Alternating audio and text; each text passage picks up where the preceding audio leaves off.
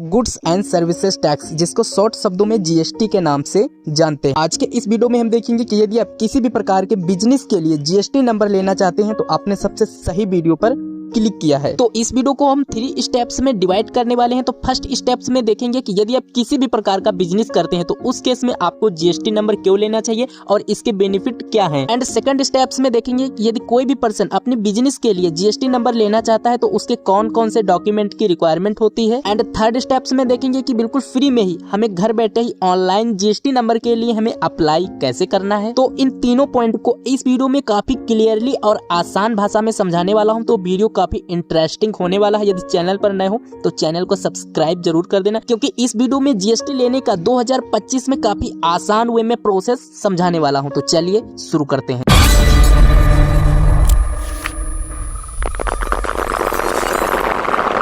यदि आप अपने बिजनेस के अंडर किसी भी प्रकार के प्रोडक्ट को सेल करते हैं और प्रोडक्ट को बाय करते हैं तो यदि आपके पास जीएसटी नंबर होता है तो उस पे जो 28% का जो जीएसटी लगता है तो उस केस में आपके जीएसटी नंबर पे दोबारा से आपके बैंक अकाउंट में रिटर्न कर दिया जाता है। इन केस यदि आपका किसी भी प्रकार का बिजनेस नहीं है बट आपका सालाना टर्नओवर ट्रांजैक्शन 20 लाख से ज्यादा का क्रॉस कर जाता है तो उस केस में आपको जीएसटी नंबर लेना मैंडेटरी हो जाता है। और यदि आपका कोई ऐसा बिजनेस है जो एक स्टेट से दूसरे स्टेट में किया जाता है तो उस केस में आपको जीएसटी नंबर लेना जरूरी होता है। एंड यदि आप किसी भी प्रकार के ई कॉमर्स प्लेटफॉर्म पे अपने प्रोडक्ट को सेल करते हैं जैसे कि फ्लिपकार्ट, अमेजोन, मीशो, यदि इन ई कॉमर्स वेबसाइट के माध्यम से अपने प्रोडक्ट को सेल करते हैं तो उस केस में यदि आपका 10 रुपए का भी ट्रांजैक्शन होता है तो उस केस में आपको जीएसटी लेना पड़ता है।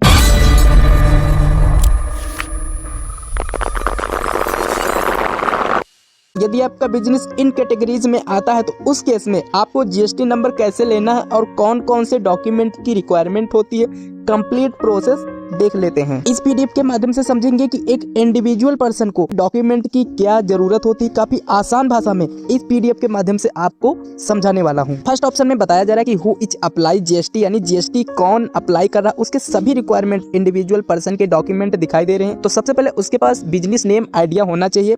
जो पर्सन जीएसटी के लिए अप्लाई कर रहा है वो बिजनेस क्या करता है, उसका टर्नओवर कहाँ से होता है, कंप्लीट उसके पास बिजनेस आइडिया होना चाहिए। फर्स्ट स्टेप्स में जो जीएसटी अप्लाई कर रहा है उसकी एक पासपोर्ट साइज फोटो होनी चाहिए। सेकंड स्टेप्स में जो जीएसटी अप्लाई कर रहा है उसके पास पैन कार्ड होना जरूरी है। यदि उसके पास पैन कार्ड नहीं है तो सबसे पहले इस वीडियो को देख करके उसको पैन कार्ड अप्लाई कराना है। थर्ड स्टेप्स में उसके पास आधार कार्ड होना चाहिए एंड उसके आधार कार्ड से कोई भी मोबाइल नंबर लिंक होना चाहिए। यदि उसके आधार कार्ड से मोबाइल नंबर लिंक नहीं होता है तो उस केस में वो जीएसटी के लिए अप्लाई नहीं कर पाएगा। फोर्थ स्टेप्स में उसको प्रोफेशनल टैक्स रजिस्ट्रेशन देना होगा।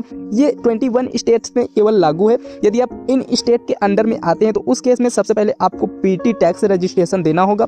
यदि आप इन स्टेट के अंदर नहीं आते हैं तो आपको पीटी टैक्स यानी प्रोफेशनल टैक्स रजिस्ट्रेशन देने की जरूरत नहीं है। एंड सेकंड पॉइंट में देखेंगे कि most important document business address proof में आपको कौन से डॉक्यूमेंट देने हैं। फर्स्ट स्टेप्स में बताया जा रहा है कि यदि आप कोई ऐसी जगह पे बिजनेस करते हैं जो खुद की आपकी नहीं है बल्कि उसको रेंट पे लिए हैं, महीने में आप उसका रेंट पे करते हैं, उस केस में आपको अपने बिजनेस के लिए जीएसटी नंबर कैसे अप्लाई करना है। यहाँ पर कुछ डॉक्यूमेंट देख लेते हैं। इन सभी डॉक्यूमेंट को कलेक्ट करने के बाद ही आप जीएसटी के लिए अप्लाई करें। फर्स्ट डॉक्यूमेंट है कि जिस जगह पे आप अपना बिजनेस करते हैं वो जगह रेंट पर है तो उस केस में वहाँ का आपको इलेक्ट्रिसिटी बिल रिसिप्ट देनी पड़ेगी जो कि लेटेस्ट मंथ की होनी चाहिए। सेकंड स्टेप्स में यदि आपके पास इलेक्ट्रिसिटी बिल नहीं है तो उस केस में यदि कोई ऐसी जगह है जहाँ पर प्रॉपर्टी टैक्स पड़ता है तो उस केस में आपको प्रॉपर्टी टैक्स की रिसीविंग देनी पड़ेगी। इन दोनों में से कोई भी डॉक्यूमेंट है तो उस केस में किसी एक डॉक्यूमेंट को आप कलेक्ट कर सकते हैं। सेकंड डॉक्यूमेंट, यदि आप अपने बिजनेस को रेंट प्लेस पे करते हैं तो उस केस में आपको रेंट एग्रीमेंट बनवाना है जो कि विद नोटराइज स्टाम्प पे होना चाहिए। एंड इसके साथ में आप जिसके प्लेस पर अपना बिजनेस रन कर रहे हैं उसका आधार कार्ड और पैन कार्ड आपको रेंट एग्रीमेंट के साथ में नोटराइज करवा करके अपलोड करना है। इन तीनों डॉक्यूमेंट को आपको कलेक्ट करके अपने जीएसटी के लिए अप्लाई कर सकते हैं यदि आपका बिजनेस रेंट प्लेस पे होता है। तो सेकंड पॉइंट पे देखेंगे कि यदि आप अपने खुद की जगह पे अपने बिजनेस को रन करते हैं यानी ऑन प्लेस पे रन करते हैं तो उस केस में फर्स्ट डॉक्यूमेंट आपको अपना लेटेस्ट इलेक्ट्रिसिटी बिल रिसीविंग आपको देना मैंडेटरी है। इन केस यदि आपका लेटेस्ट इलेक्ट्रिसिटी बिल जमा नहीं है तो उस केस में यदि आपका प्रॉपर्टी टैक्स पड़ता है तो प्रॉपर्टी टैक्स रिसीविंग दे सकते हैं, नहीं तो आपको म्युनिसिपल खाता की आपको रिसीविंग देनी है। एंड आपको ऑनरशिप सेल डीड बना के देना है जिसपे आपका नाम होना चाहिए। यदि आपकी प्लेस खुद की होती है तो उस केस में इन दोनों डॉक्यूमेंट को कलेक्ट करके आप जीएसटी के लिए अप्लाई कर सकते हैं। थर्ड स्टेप्स में देखेंगे कि यदि आप कोई ऐसी जगह पे बिजनेस करते हैं जो जगह आपके पेरेंट्स के नाम पे रजिस्टर्ड है, तो उस केस में आपको अपने पेरेंट्स के कुछ डॉक्यूमेंट के साथ में और कुछ डॉक्यूमेंट देने हैं। तो सबसे पहले आप जिस भी जगह में अपने बिजनेस करते हैं वहाँ का आपको लेटेस्ट मंथ का इलेक्ट्रिसिटी बिल रिसीविंग देनी है। यदि आप इलेक्ट्रिसिटी बिल रिसीविंग नहीं देना चाहते हैं तो उस केस में आपको होम टैक्स की रिसीविंग देनी है या म्युनिसिपल खाता कॉपी आपको वहाँ पे देनी है। जो बिल होना चाहिए आपका लेटेस्ट मंथ का ही, सेम मंथ का ही होना चाहिए। एंड सेकंड डॉक्यूमेंट आपको अपने पेरेंट्स से एनओसी बनवा लेनी है, यानी नो ऑब्जेक्शन सर्टिफिकेट। उस पर लिखा होता है कि ये मेरा भाई है, ये मेरा बेटा है जो मेरी जगह पे बिजनेस करना चाहता है, इस पर मुझे कोई इतराज नहीं है, यानी मुझे कोई भी प्रॉब्लम नहीं है। एनओसी का फॉर्मेट आपको वीडियो के डिस्क्रिप्शन में मिल जाएगा। यदि एनओसी नहीं बनवाना चाहते हैं तो उस केस में आपको रेंट एग्रीमेंट विद स्टाम्प करवा लेना, नोटराइज करवा लेना। अपने पेरेंट्स के आधार कार्ड, पैन कार्ड को भी साथ में नोटराइज करवा करके इन दोनों डॉक्यूमेंट को कलेक्ट करके electricity bill, rent agreement and अपने पेरेंट्स के डॉक्यूमेंट कलेक्ट करके आप जीएसटी के लिए अप्लाई कर सकते हैं। इन तीनों में से किसी एक प्लेस पे यदि आप अपने बिजनेस को रन करते हैं तो उस केस में इन तीनों में से किसी डॉक्यूमेंट को आप बिजनेस एड्रेस प्रूफ के लिए कलेक्ट करेंगे एंड आप अपने डॉक्यूमेंट कलेक्ट करेंगे, देन उसके बाद में जीएसटी के लिए अप्लाई कर सकते हैं।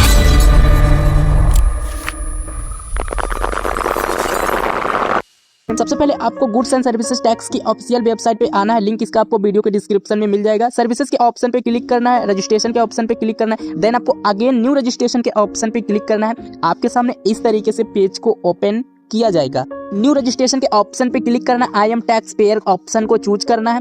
यदि आप यहाँ पर किसी अदर ऑप्शन को क्लिक कर लेते हैं तो आपका जीएसटी रजिस्ट्रेशन कैंसिल कर दिया जाएगा। मैं यहाँ पर केवल एक इंडिविजुअल व्यक्ति का जीएसटी नंबर लेने का कंप्लीट प्रोसेस दिखाने वाला हूँ। तो अपने स्टेट को सिलेक्ट करना है, आप किस स्टेट के डिस्ट्रिक्ट से बिलोंग करते हैं, अपने जिला का चयन करना है। यहाँ पर आपको अपने पैन कार्ड नंबर को देना है। ये पैन कार्ड नंबर यदि आपका इंडिविजुअल पैन कार्ड नंबर है तो उस केस में आपको अपने इंडिविजुअल पैन कार्ड पे जो आपका नाम लिखा हुआ है उस नाम को आपको इस बॉक्स में फिलअप करना है। आपका जो पैन कार्ड है वो पैन कार्ड नंबर आपको इस बॉक्स में फिलअप करना है। सेकंड ऑप्शन में आपको अपना मोबाइल नंबर एंड आपको ईमेल आईडी को फिलअप करनी है। दोनों आपको सही ढंग से फिलअप करना है, इसमें किसी भी प्रकार की मिस्टेक नहीं होनी चाहिए। इस कैप्चा को इस बॉक्स में फिलअप करना है एंड आपको प्रोसीड के ऑप्शन पे क्लिक करना है। तो जैसे ही क्लिक करोगे आपके ईमेल आईडी पर एंड आपके मोबाइल नंबर पर वन टाइम ओटीपी को सेंड किया जाएगा।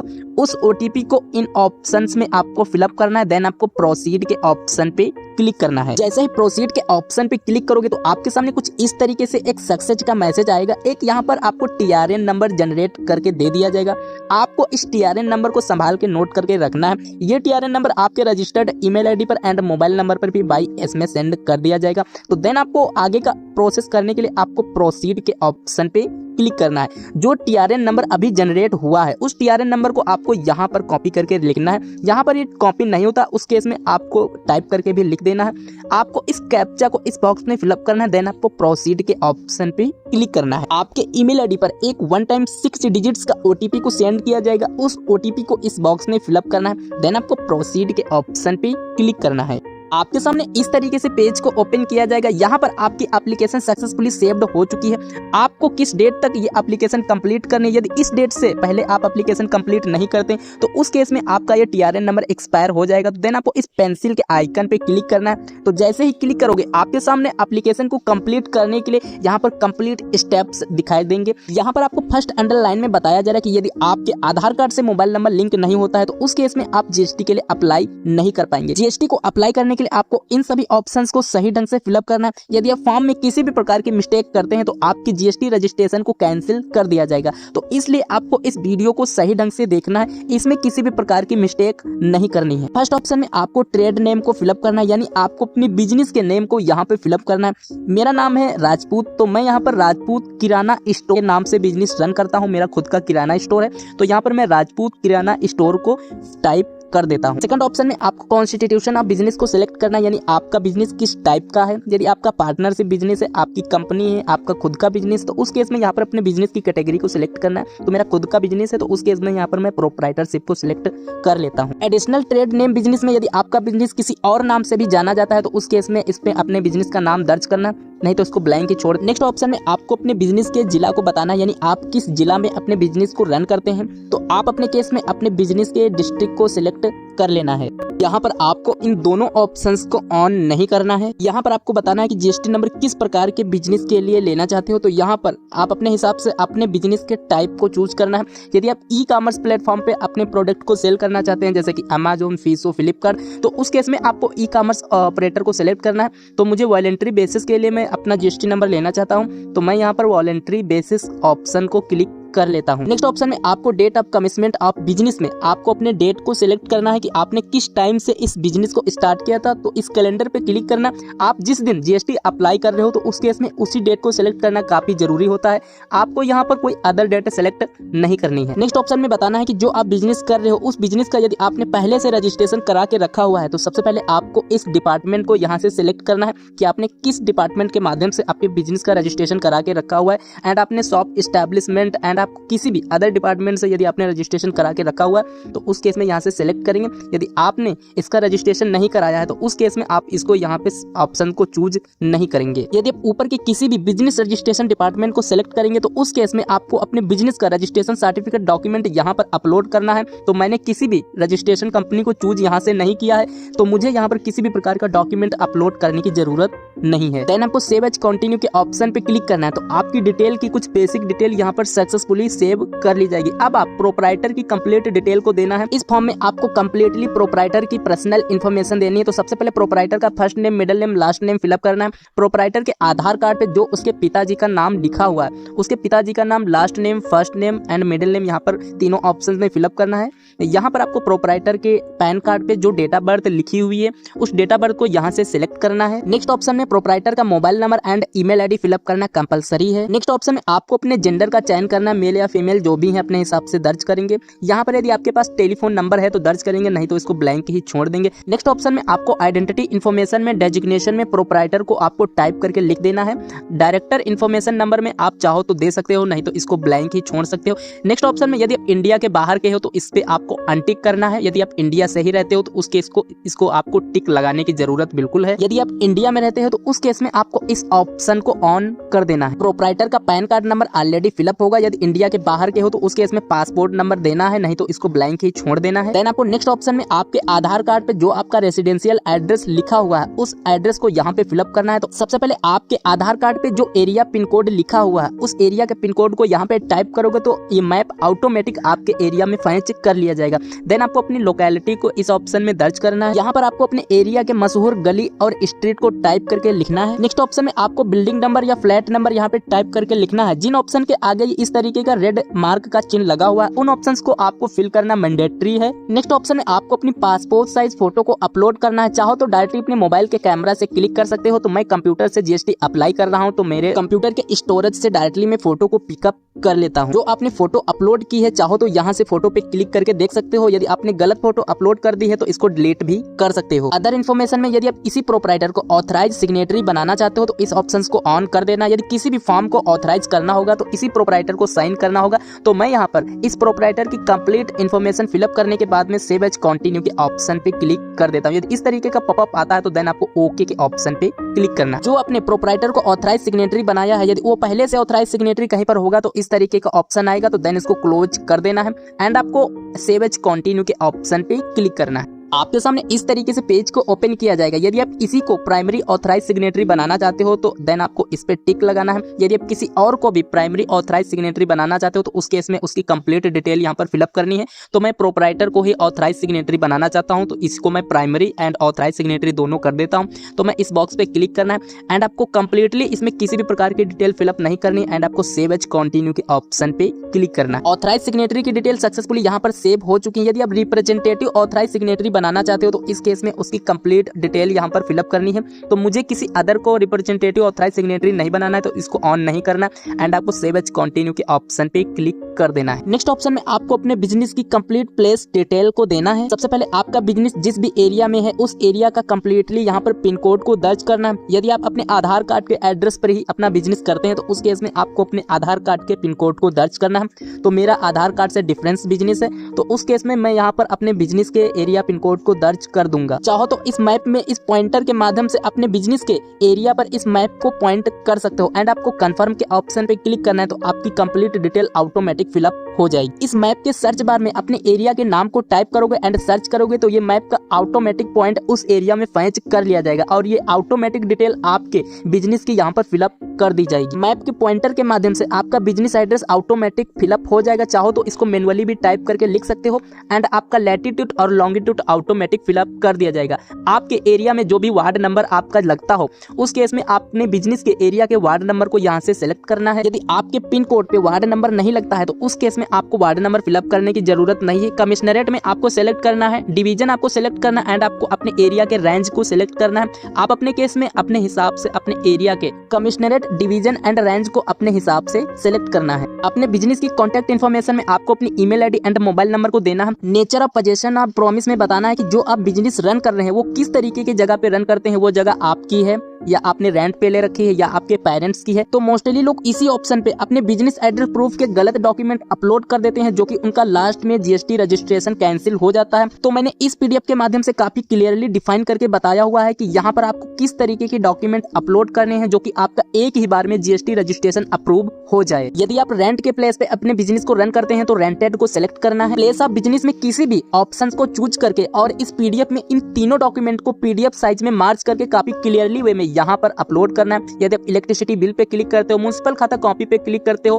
किसी भी ऑप्शन पे क्लिक करके इन तीनों डॉक्यूमेंट को पीडीएफ साइज में मार्च करके एंड क्लियरली यहाँ पर आपको अपलोड कर देना है। नेक्स्ट ऑप्शन में आपको अपने बिजनेस की एक्टिविटी बताना है, आप किस तरीके का अपने बिजनेस में काम करते हो। तो मैं रिटेल में प्रोडक्ट को सेल करता हूँ तो मैं रिटेल को सिलेक्ट करूंगा। मेरा सेल ऑफिस है तो मैं सेल ऑफिस पे क्लिक करूंगा। मैं होलसेल में भी अपने प्रोडक्ट को सेल करता हूं तो मैं होलसेल को सिलेक्ट करूंगा। एडिशनल इन्फॉर्मेशन में बताना है कि इसके अलावा भी यदि आप किसी अदर प्लेस पे बिजनेस को करते हो तो इस पे टिक लगाना है, नहीं तो आपको इसको अनटिक ही रहने देना है। तो हम यहाँ पर सभी डॉक्यूमेंट को अपलोड करके एंड आपको सेव एज कंटिन्यू के ऑप्शन पे क्लिक करना है। एक मोस्ट इंपोर्टेंट जानकारी देता चलूं कि यदि आप रेंट पे बिजनेस करते हैं तो उस केस में आपको किसी सीएससी सेंटर पे जाना है। यदि उनको रेंट एग्रीमेंट बनाना नहीं पता तो उस केस में उनको उनका डिजिटल सेवा पोर्टल लॉगिन करवाना है एंड अपडेट लेटर पे क्लिक करना है। चाहो तो उनके माध्यम से भी जीएसटी नंबर अप्लाई करा सकते हो। सीएससी के डिजिटल सेवा पोर्टल के सर्च बार में आपको लिखना है रेंट एग्रीमेंट फैच होकर के आ जाएगा, क्लिक करना है तो आपके सामने इस तरीके से पेज को ओपन किया जाएगा। तो देन आप लाभार्थी डीएससी पोर्टल को लॉगिन करने के लिए आपको डिजिटल सेवा कनेक्ट पे क्लिक करना है। तो आपके सामने सीएससी के माध्यम से रेंट एग्रीमेंट बनाने का लाभार्थी डीएससी पोर्टल इस तरीके से लॉगिन किया जाएगा। तो रेंट एग्रीमेंट बनाने के लिए आपको न्यू एप्लीकेशन पे क्लिक करना है। तो आपके सामने इस तरीके से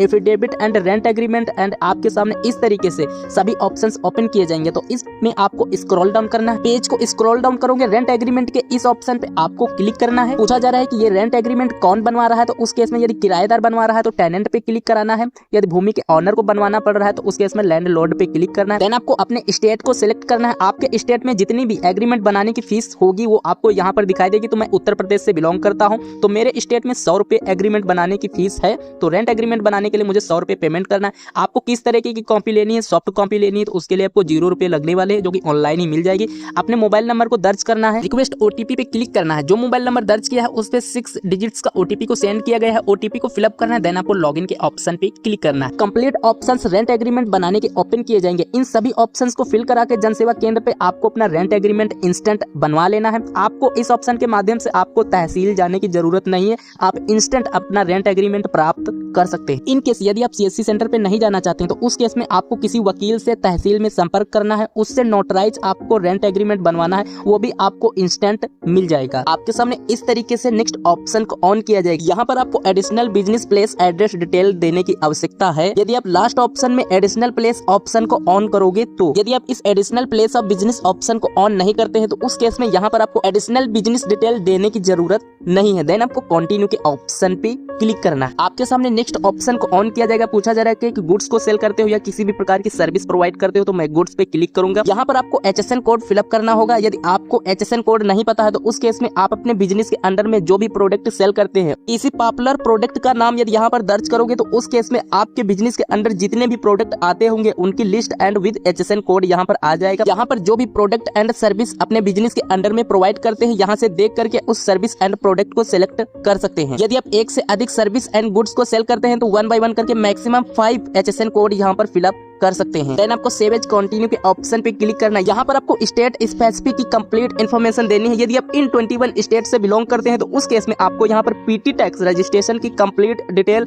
इन सभी ऑप्शंस में फिलअप करनी है। और यदि आप इन 21 स्टेट के अंडर में बिलोंग नहीं करते हैं तो उस केस में आपको पीटी टैक्स देने की जरूरत नहीं है। तो देन आपको सेव एज कंटिन्यू के ऑप्शन पे क्लिक करना है। आपके सामने नेक्स्ट ऑप्शन ओपन किया जाएगा। इस नेक्स्ट ऑप्शन में आपको अपने आधार ऑथेंटिकेशन कराना होगा। मेरी एप्लीकेशन 28% तक फिल हो चुकी है। यदि आपके केस में आपके आधार कार्ड से मोबाइल नंबर लिंक नहीं होता है तो इस ऑप्शन को ऑफ कर देना है। तो उस केस में आपके बिजनेस पर जीएसटी के डिपार्टमेंट ऑफिसर फिजिकली विजिट करेंगे, आपका कंप्लीट वेरिफिकेशन कंप्लीट करेंगे। यहाँ पर आपको मैनुअली अपने आधार कार्ड को उस केस में अपलोड करना होगा। और यदि आप इस ऑप्शन को ऑन कर देते हैं तो आधार ओटीपी के माध्यम से आधार वेरिफिकेशन कंप्लीट होगा एंड आप सेव एज कंटिन्यू पे क्लिक करना है। आपके सामने इस तरीके से एक वार्निंग पॉपअप आएगा। तो मैं ओटीपी के माध्यम से ऑथेंटिकेशन करने वाला हूं तो ओके करना है। आपके सामने वेरिफिकेशन स्टेज को ओपन किया जाएगा। यहाँ पर आपको डिक्लेरेशन को एक्सेप्ट करना है, ऑथराइज सिग्नेटरी को सिलेक्ट करना है, जिस जगह से बिजनेस को रन करने वाले हो उस प्लेस के नाम को दर्ज करना है। तो मैं लखनऊ में अपने बिजनेस को रन करने वाला हूँ तो मैं लखनऊ को टाइप करके लिख देता हूँ। देन आपको सबमिट विद ईवीसी के ऑप्शन पे क्लिक करना। आपके ईमेल आईडी पर एंड मोबाइल नंबर पर वन टाइम वेरिफिकेशन ओटीपी को सेंड किया जाएगा। आपके ईमेल आईडी पर इलेक्ट्रॉनिक वेरिफिकेशन कोड कुछ इस तरीके से रिसीव होगा। इलेक्ट्रॉनिक वेरिफिकेशन कोड को इस बॉक्स में दर्ज करना है। देन आपको वैलिडेट ओटीपी के ऑप्शन पे क्लिक करना है। हमने जीएसटी रजिस्ट्रेशन के लिए कंप्लीट प्रोप्राइटर की एंड बिजनेस डिटेल सबमिट कर दी। हमारे सामने एक सक्सेस का मैसेज आ चुका है।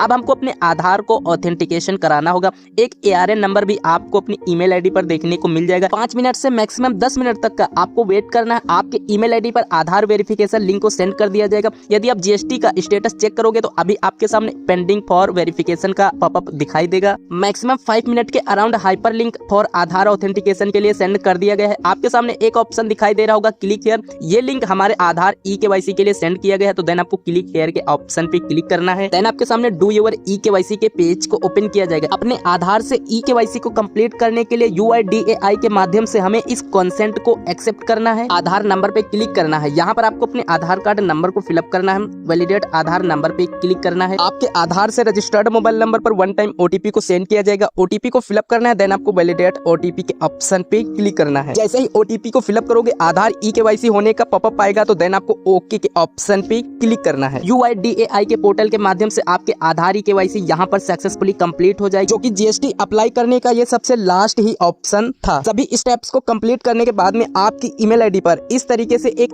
ARN नंबर को सेंड किया गया है। इस ARN नंबर को कॉपी करना है। दोबारा से आपको जीएसटी के पोर्टल पे आना है, सर्विस पे क्लिक करना है, रजिस्ट्रेशन पे क्लिक करना है एंड आपको ट्रैक स्टेटस के ऑप्शन पे क्लिक करना है। तो आपके सामने इस तरीके से ऑप्शंस को ओपन किया जाएगा।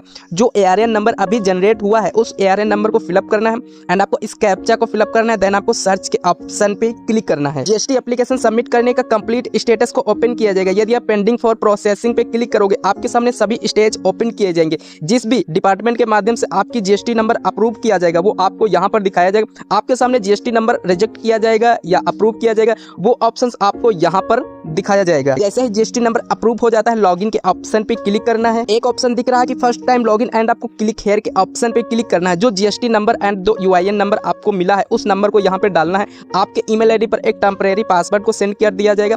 उस पासवर्ड को फिलअप करना है एंड लॉगिन करना है। एक दोबारा से पासवर्ड को क्रिएट कर लेना है। देन आपको इसी ऑप्शन पे लॉगिन करके अपने जीएसटी सर्टिफिकेट को डाउनलोड कर पाओगे। तो दोस्तों कुछ इस तरीके से घर बैठे ही बिल्कुल फ्री में अपने बिजनेस के लिए जीएसटी नंबर अप्लाई कर सकते हो। यदि वीडियो में किसी भी प्रकार की क्वेरी है तो हमें कमेंट करिएगा, हम उसका जवाब जरूर देंगे। तो वीडियो देखने के लिए थैंक यू वेरी मच। जय हिंद।